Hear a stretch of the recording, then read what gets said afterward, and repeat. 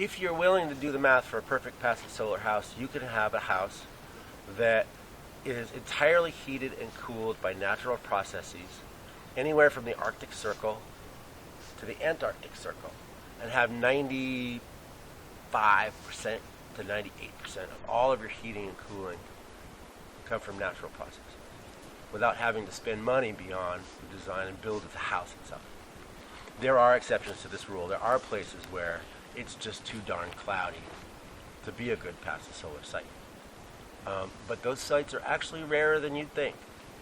And there are design processes called annualized solar heating, where you store the heat of the whole year within your building. Right? So there are ways to get around. But that's if you're willing to have a calculator, maybe hire an architect, engineer, and this we're starting to talk about money. Lots of money and time and, cracking the books. But in order to re-indigenize this, in order to make it more accessible to everybody, I can give you a small set of rules of thumb that'll give you 75% of all your heating and cooling needs in those same places without ever having to use a calculator. Okay? And the rules are very simple. The first rule is the sun. Right? Go out to the place you intend to build, stand on the site, spread your arms out in front of you, looking at true solar south. It has to be true solar south. And we'll talk about how to find that later. True solar south. You make a 90-degree angle with your arms in front of you, and you look up. Between the high point of the sun and the summer solstice and the low point of the sun and winter solstice, there's a window of sunlight. You want 75 to 80% of that completely free and clear. Okay? This is for heating, by the way. Realize that if you want to cool, just flip the rule over. Right? If you want to cool your space, it's too darn hot all the time, and your problem is cooling, less.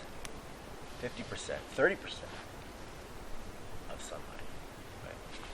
So, we're just talking pure heating now.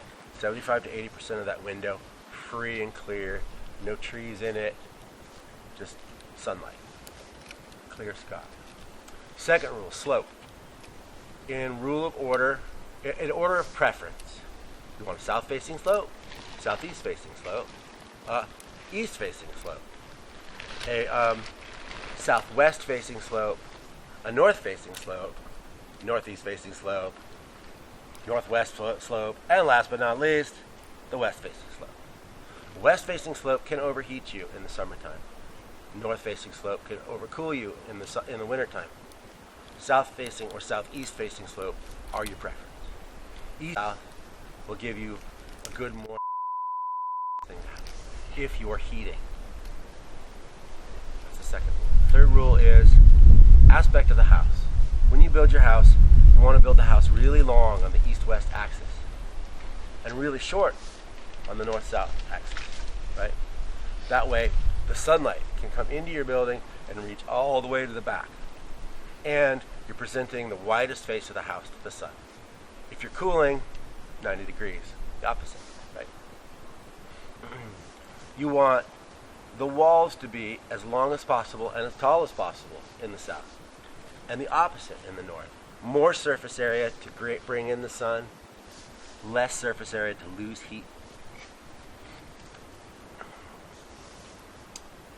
Windows. You want your windows for heating down low on the south side and the east side. You want about 70% of all of your windows that you have in the house to face south.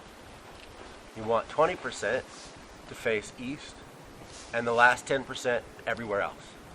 And whatever your latitude is, how far north or south you are, that percentage, so here we're at 38 point, I forgot, degrees north? 7? Haha. Leave it to the cartographer. 38.7 degrees north, that is the percentage of glass on the south side, right? This is a general rule of thumb. If you live in a place that's very cloudy all the time, and or your solar window is smaller than 75%, you want to have a larger percentage of glass. If you want to cool or keep the sun out, you'd have a smaller percentage of glass. But the general basic rule of thumb is your latitude, percentage of glass on the south side. So here, the south wall would be 38.7% glass. So we've done bing, bang, and boom. And oh, yeah, okay. So the next one is thermal mass. Does everybody know what thermal mass is? Do I need to define that term? Yeah. For anybody, yeah? I don't really know. Thermal mass is anything that's heavy, when exposed to heat, will soak up that heat and hold on to it for a long time. And the heavier, the better, right? Cob's pretty heavy. But so is granite and automotive engine block and anything that's big and heavy and can hold on to heat is thermal mass. And what happens with that thermal mass is when you heat it up in the daytime, it'll hold on to the heat, and at nighttime it'll give it back, right? It's just like taking a brick out of the fire or near the fireplace. Now you put a brick up on your wood stove, let it sit there for a little while, wrap it in a towel and bring it to bed with you. It'll stay warm for a long time, and it'll help to heat you, and, get you comfy in between the sheets. Because that first slip in, it's always kind of, ooh, it's kind of cold. Take the break. So thermal mass for storing heat, that will create a very stable thermal environment, so that when it's cold, it'll stay cold for a long time. But when it's warm, it'll stay warm for a long time. So a lot of thermal mass, really low in the building, and exposed to the sun. Right? Everywhere else, you want insulation on the top, on the ceiling. You want insulation on the north. You want to wrap that insulation around all that thermal mass. The warmer your climate, the more the insulation can be back and away, or depending on what you're trying to do. Right?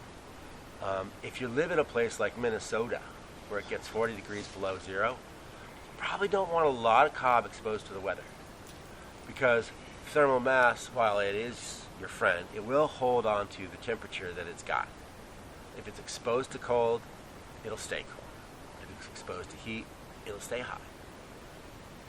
So thermal mass down low in front where the sun can strike it, right? With those windows that are also low down in front, so that they could get that light way back into the back and strike it. Insulation everywhere else.